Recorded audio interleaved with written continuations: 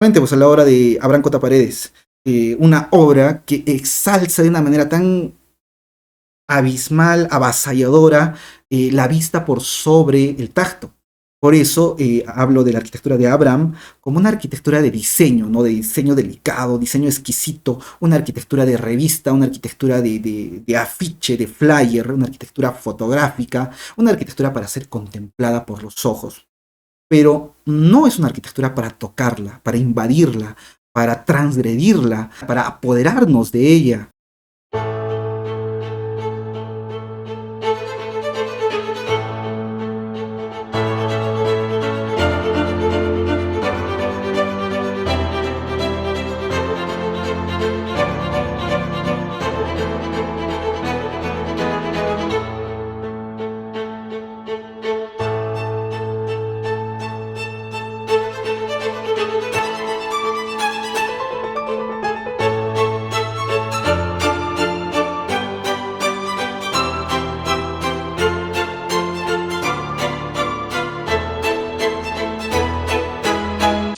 Bueno, ¿cómo están? Estamos nuevamente en Contraarquitectura.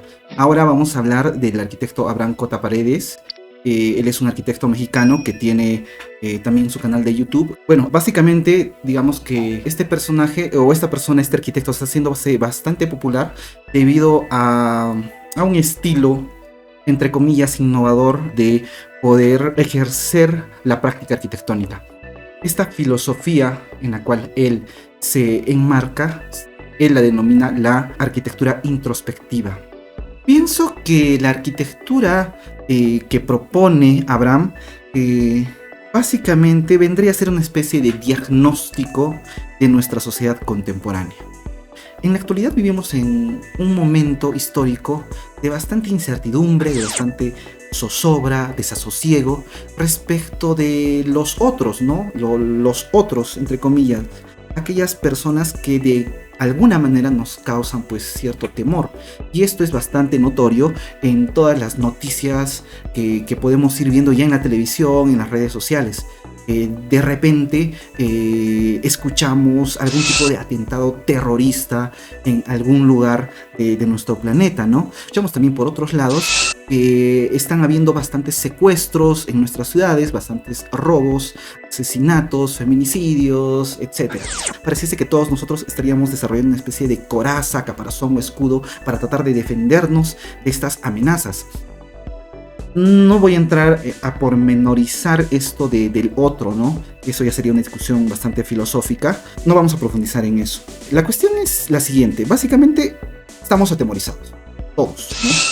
Y el mismo arquitecto Abraham lo menciona en uno de sus videos donde comenta que en México están las noticias diarias a cada momento de secuestros, de asesinatos, de robos.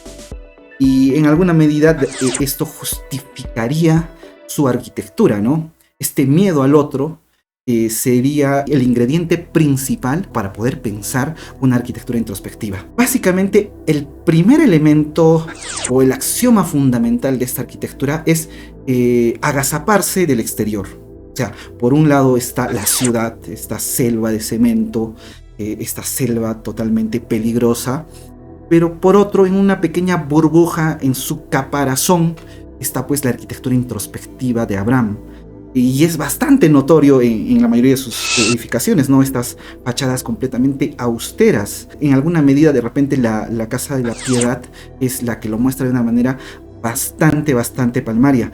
Tiene una pantalla de casi triple altura, una especie de escudo, ¿no? Es una especie de escudo que se separa del edificio, porque entre esta pantalla que funciona como una especie de escudo del edificio y la casa en sí misma hay un espacio, hay una especie de colchón. Ese sería el primer gesto, el cual daría nacimiento a este tipo de arquitectura llamada introspectiva, la separación topológica y categórica del exterior.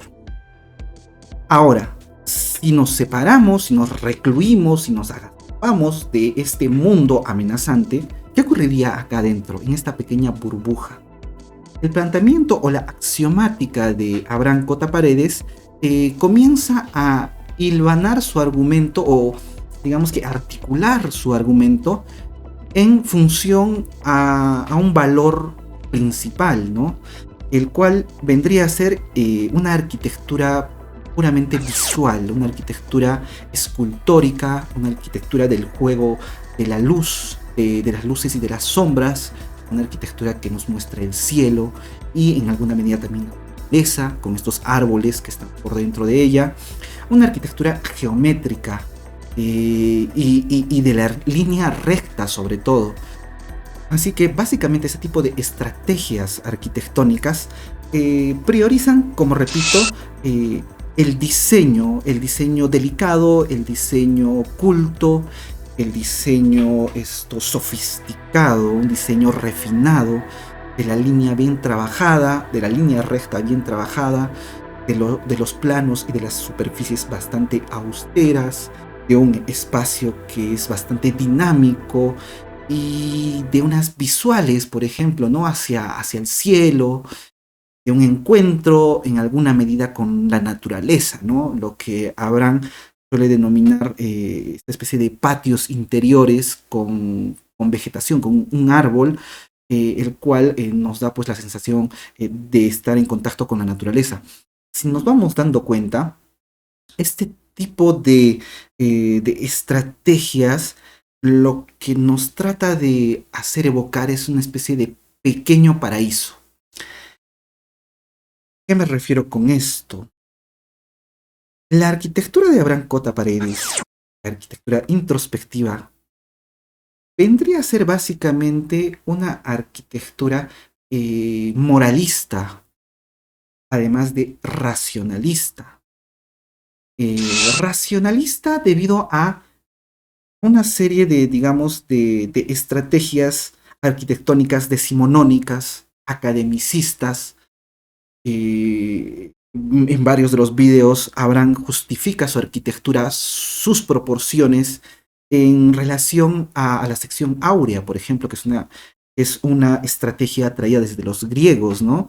Y la sección áurea, ¿qué es? Que básicamente es la proporción divina, la proporción de la belleza excelsa, la proporción de Dios, ¿no? Entonces, además de eso, siempre también nos habla de los tercios, de las mitades, como si cada uno de sus planos, cada una de sus superficies estarían pues en estas proporciones exactas, ¿no? Del mismo modo, la línea recta que domina toda su obra es básicamente racionalista, ¿no? O sea, si por un lado tenemos este argumento decimonónico de la sección áurea, por el otro tenemos la línea recta que desde Descartes ya se enunciaba como aquella geometría que nos podría hacer alcanzar la verdad, ¿no? La curva o la línea un tanto más espontánea no puede definitivamente esclarecer los fenómenos de la naturaleza. La línea curva, la línea espontánea no puede esclarecer los fenómenos. La línea recta sí, por eso tenemos el plano cartesiano, ¿no? De coordenadas X, Y, Z. Entonces, podemos encontrar más argumentos para seguir justificando esta racionalidad, pero a su vez también una moralidad, ¿no? ¿Por qué el color blanco? Existe un predominio realmente brutal de este color en este tipo de edificaciones de Abraham. No solo las paredes, también el blanco invade las puertas, invade también los pisos, en esta especie de, no estoy seguro si sea mármol o sea un porcelanato parecido al mármol, pero es un color blanco matizado con una especie de manchas, ¿no? Que son propias del mármol. Pero el color blanco es realmente abrumador. Y las visuales, ¿no? Las visuales, bueno, una de las justificaciones del blanco, si lo vemos desde un punto de vista moral, sería la claridad, ¿no? O sea, si pensamos en lo divino, si pensamos en Dios, en lo moralmente bueno, en lo bueno en sí mismo, hablamos del color blanco. Eso es categórico, ¿no? Ya, bueno, no sé cómo rastrear de por qué el blanco se asocia a lo bueno y el negro a lo malo, pero desde épocas pretéritas ya se tenía esta especie de percepción de los colores. Entonces, el blanco es lo bueno. La línea recta también es lo bueno, la sección áurea también es lo bueno, Y no solo eso, sino que dentro de este paisaje nibio en el cual Abraham nos introduce, comenzamos a observar el cielo, ¿no? El cielo azul propio de estas ciudades mexicanas, que entra en una especie de armonía realmente exquisita con el blanco, ¿no? El blanco es una especie de marco esto para poder enmarcar justamente el azul del cielo y esta combinación de colores es bastante hermosa, ¿no? Añadido a esto tenemos pues el árbol, ¿no? Porque en estas dos casas, tanto en la Piedad como en la cueva, existe un árbol dentro de la arquitectura, en una especie de patio, entre comillas, donde existiría este contacto, ¿no? Con lo natural. Si nos damos cuenta, es una especie de pequeño paraíso esto que se encontraría dentro de una burbuja acorazada de el exterior urbano, ¿no? El exterior atemorizante, terrorífico, y dentro, pues, este pequeño paraíso utópico de naturaleza, de cielo, de, de resplandor, de geometría pura, de superficies sobrias y educadas, correctamente educadas. Digamos que a grandes rasgos podría ser esta la reflexión a la que en la que podría aterrizar mi apreciación de la obra del arquitecto Abraham J. Paredes. Bueno, vamos a ver algunas imágenes de las dos viviendas y sobre imágenes iremos comentando. En esta imagen observamos justo la Casa de la Piedad y este vacío, ¿no? Espacial que aproximadamente tal vez sean 2 metros, un poco más, entre la pantalla, el escudo o el caparazón del edificio y el edificio mismo donde tenemos esta mámpara de vidrio que da hacia la cocina, ¿no? En primer plano nos recibe también una especie de pequeño atrio de piso de piedra, después del cual tenemos algunos escalones que nos llevan a la puerta de ingreso principal, que tiene un acabado en madera. La verdad, el trabajo en piedra me dejó mucho que desear. Es una piedra que ha quedado completamente opacada por el emboquillado de cemento. El emboquillado ha comenzado a invadir la piedra y la ha opacado completamente. Es más, la coloración de la piedra no se llega a percibir demasiado. Es una piedra que se perdió. Como vemos en este espacio interior, como les comentaba, es un color completamente blanco, el piso también en esta especie de porcelanato, y al fondo tenemos pues la copa de un pequeño árbol que está saliendo del sótano. La escalera también es bastante delicada, bastante diáfana, la doble altura. Algo que me desagrada bastante de la obra de este arquitecto son estas barandas, o no sé si llamarlas barandas, no sé cuál sería el término apropiado para definir estos elementos vidriados que nos sirven de barandas.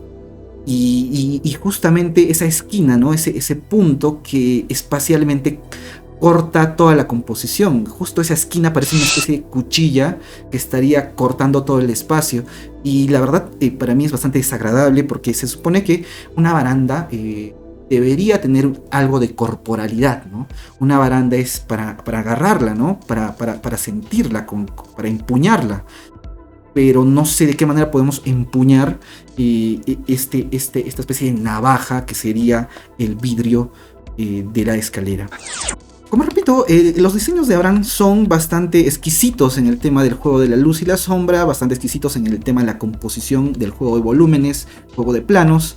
Eso lo estamos notando en estas fotografías.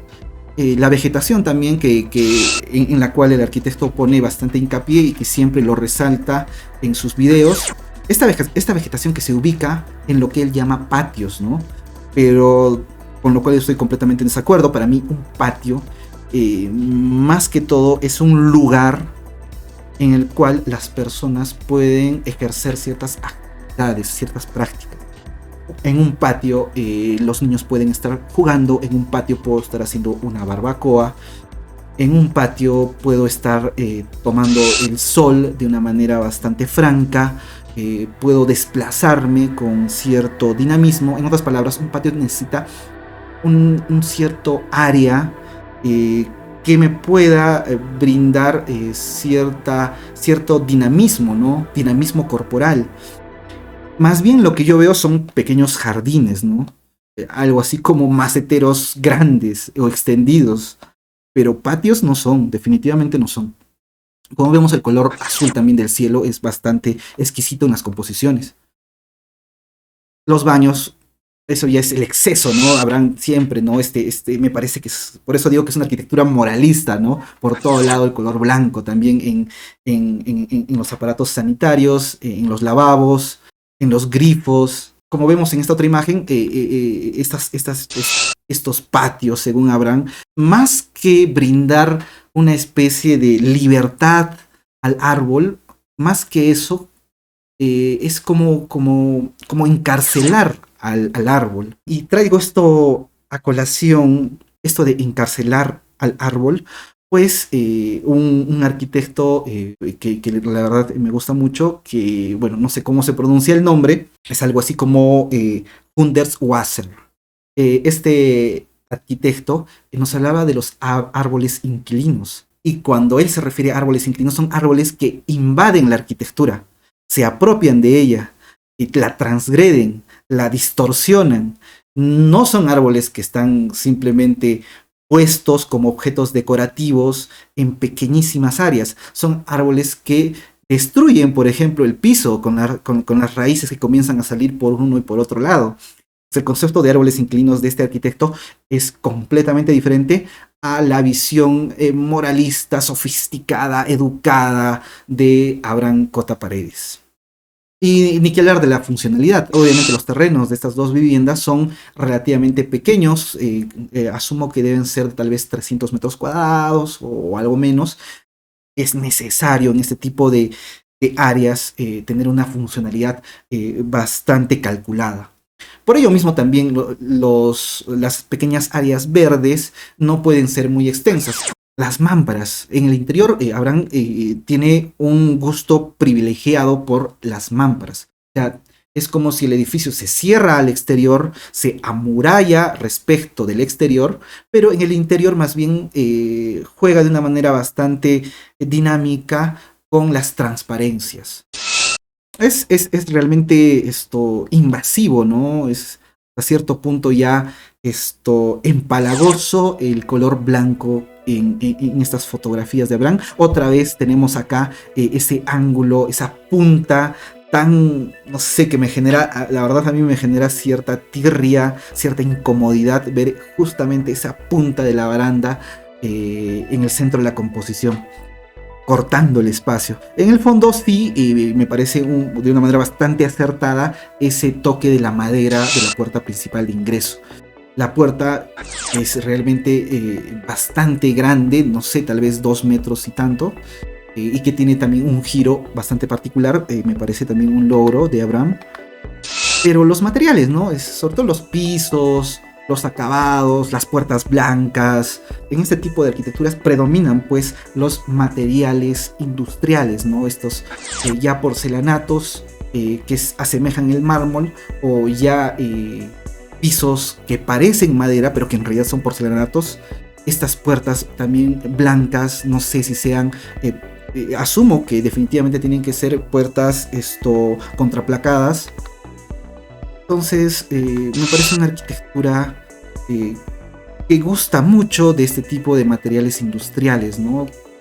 Es un poco difícil encontrar en la obra de Abraham materiales que sean artesanales o tradicionales, ¿no? En la obra más bien de la cueva veo un logro que no se llega a concretar en La Piedad, que es el trabajo de la piedra en la fachada. Y a diferencia de la otra obra, esta piedra sí se llega a mostrar de una manera bastante poderosa, y realza el volumen blanco del edificio.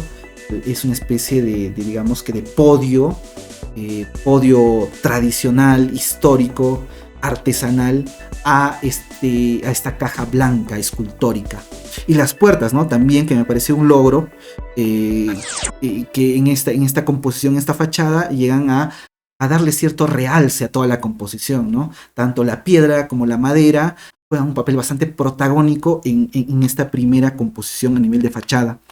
Y acá sí, o sea, Abraham acá sí se lució con esta piedra en colores oscuros, algunos ocres, El problema es que o sea, es un espacio tan exquisito, tan hermoso, en un contacto digamos, tan íntimo con esta piedra, eh, pero ¿qué espacio es el estacionamiento? O sea, su mejor espacio a nivel de material es pues para que estén los carros estacionados. Y bueno, ahí también tenemos la puerta de madera, como le digo, este trabajo de estas puertas de madera con la piedra. Miren esta piedra rugosa que sobresale, que tiene un cierto brillo, me parece un gran acierto.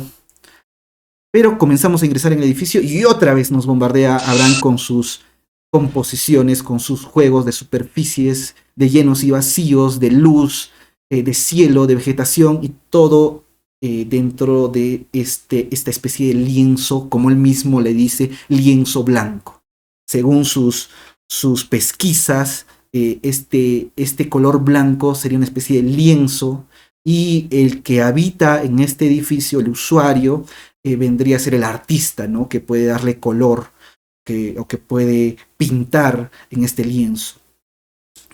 Creo que está completamente equivocado, Abraham, creo que te fuiste por la tangente. Más bien, este color blanco vendría a ser una prisión, el color blanco en sí mismo, ya más allá de otro tipo digamos que de interpretaciones. El color blanco, más que ser un lienzo para el usuario, vendría a ser un imperativo. Y el imperativo sería no me toques. Creo que todos en nuestra vida cotidiana estamos de alguna manera familiarizados a tener alguna prenda de vestir en color blanco. Sabemos que son prendas bastante manchosas. Sabemos también que tenemos que tener mucho cuidado con estas prendas, de que al menor contacto con algo que esté sucio, pues inmediatamente las manchas van a comenzar a resplandecer en la blancura de la prenda.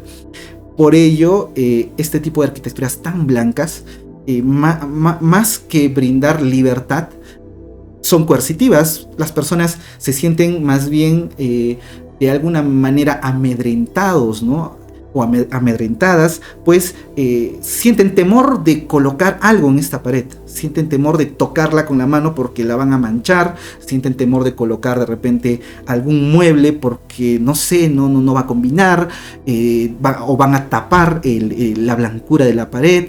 Entonces el color blanco en toda esta superficie genera una distancia, o sea, el usuario está distanciado de la arquitectura, no está en una relación íntima.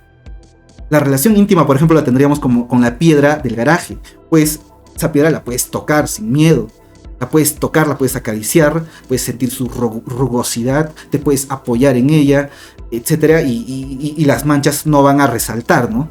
Pero en esta arquitectura blanca hay mucho cuidado, hay mucho temor. Por eso digo que es una arquitectura moralista, ¿no? Una arquitectura cata, una arquitectura decimonónica, una arquitectura victoriana, no sé cómo llamarla. Las superficies, ¿no? La mesa de la cocina también en blanco, los muebles en blanco. Es realmente obsesivo, ¿no? Este gusto por este color de parte del arquitecto Abraham. Y los pequeños, que podríamos llamarle, las pequeñas jardineras, ¿no? Porque patios no son. Esta visual, ¿no? que nos muestra la fluidez del espacio desde un tercer piso al segundo nivel, que es el estar o la sala, y hasta el primer nivel, o más bien el sótano, donde estaría ubicado el árbol. Entonces este tipo de visuales nos muestra el manejo espacial el que ha logrado Abraham Cota Paredes. Esta composición me resulta bastante didáctica, pues ese cuadro en la profundidad de la perspectiva, ese cuadro azul, un azul eléctrico casi, que sería una especie de repente de metáfora visual del azul del cielo, al cual Abraham nos introduce dentro de estos edificios. Pero también tenemos el azul de las pinturas en el fondo de la perspectiva, ¿no? El azul de las pinturas, el azul del cielo hacia la parte cenital. Bueno, en conclusión, para ir terminando, voy a leer dos citas de dos autores diferentes. Una es una filósofa a la que estamos bastante acostumbrados acá en nuestro canal, que es Paul Beatriz Preciado, es una de mis filósofas favoritas. Y el otro autor al que voy a citar es Juhani Pallasmaa en su libro Los ojos de la piel. Primero vayamos con Paul Beatriz Preciado en su libro Manifiesto Contrasexual. El tacto y la vista están marcados por una asimetría epistemológica radical. El tacto es ciego, mientras que la vista toca con la mirada sin ser contaminada, ni por partícula ni por materia. Es decir, la vista supone un modo superior de la experiencia que no necesita ni de la mano ni de la piel. En este texto, Paul Beatriz Preciado nos habla, por ejemplo, de la mano o de las manos como un órgano sexual. Lo que trata de hacernos reflexionar Paul Beatriz Preciado es de que en la época que comienza en la Ilustración hasta nuestros días actuales, existe un predominio abismal de la mirada, de la vista, por sobre los demás sentidos, y en especial por sobre el tacto. Preciado nos habla de que a comienzos de la Ilustración, lo que hizo la doctrina católica era crear una serie de artefactos que impidan el tocamiento del cuerpo. En esa época se crearon los calzones anticastidad, se crearon guantes especiales para las manos que se ponían a los adolescentes, sobre todo en las noches, una serie también de artefactos para el pene de los adolescentes y púberes y adultos en general, etcétera. Una serie de artilugios, digamos, de pequeñas prótesis, pequeñas vestimentas o ropajes que impedían los tocamientos nocturnos.